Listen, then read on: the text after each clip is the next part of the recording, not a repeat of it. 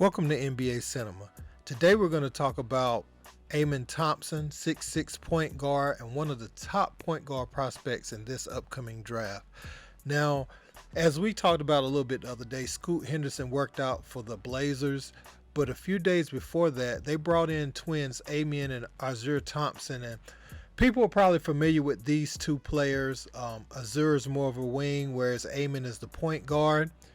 And we're going to talk a little bit about Amon specifically today, especially with he and Scoot vying for that spot with the Blazers. You know, they're looking at both guards. But it's pretty interesting when you look at it because Brandon Miller is also in the draft. And, you know, the Hornets pick second and third. So based off what the Hornets do has pretty big implications on what the Blazers will do. Now, Amon Thompson has good speed, size, athleticism. And, you know, he scored really well with overtime elite, but didn't shoot the ball well from three-point range. And people are trying to figure out, does his shot translate? It's a little bit of a funky hitch, and it's a little low to make himself play a little shorter when he's trying to get his shot off. You know, in the NBA, that's going to be a bit problematic, but his court vision, his positional size is excellent. His athleticism is off the charts. He jumped so high on the vertical that he had Dame Lillard smiling. So let's take a look at his workout.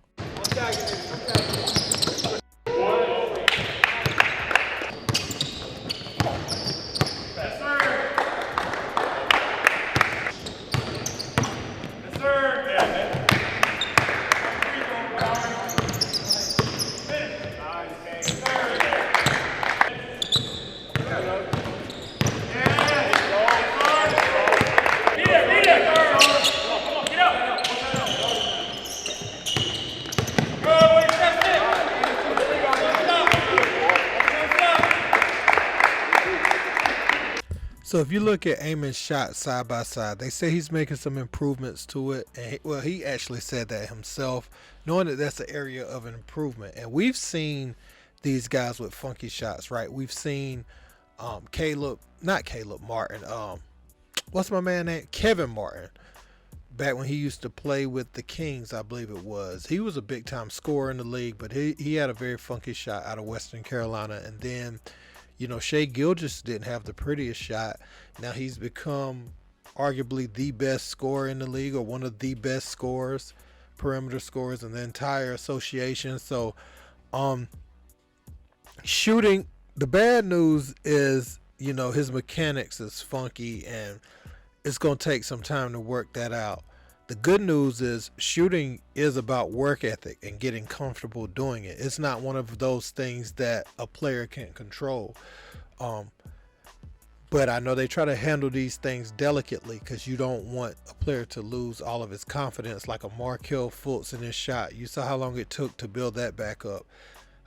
Ben Simmons, you know, he would probably never shoot a jump shot. And I saw him shoot them in high school, but for some reason nowadays, he is just allergic to his jump shot. But as far as Amon Thompson, I mean, there's a lot to like about this young man. Now, one drawback is he is 20 years old already. He and his brother is already 20 years old. So they're not as young as other players that would be coming out of this graduation class, you know. But sometimes I'm on the fence with that because if you can play, you can play. Sometimes too much hinges on projections and not enough on production. You could look past, big time player just thinking, man, what if with this other player that can run and jump? He never reaches that, and then you end up having to watch this guy have a great 15 year career. So, the 20-year-old thing, that's whatever. But I do like Amon Thompson's size. And what is his work ethic like?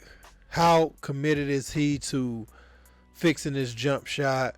Because the young man has all the game in the world outside of that. I just know shooting the ball confidently in the NBA is important for opening everything else up. Even if he's just a good mid-range shooter and knocks down an occasional three, that's going to be important for him when teams start going under the screen. Like, that's how his career is going to start.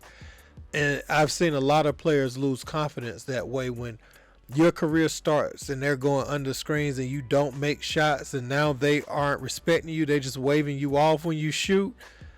That's when it gets hard to overcome that mental hurdle, because you see all these people in the gym watching, everybody know that's your weakness, and then at times you can become unplayable. So if the Hornets take Scoot at number 2, do the Blazers take Thompson or Brandon? Well, we can't just say that.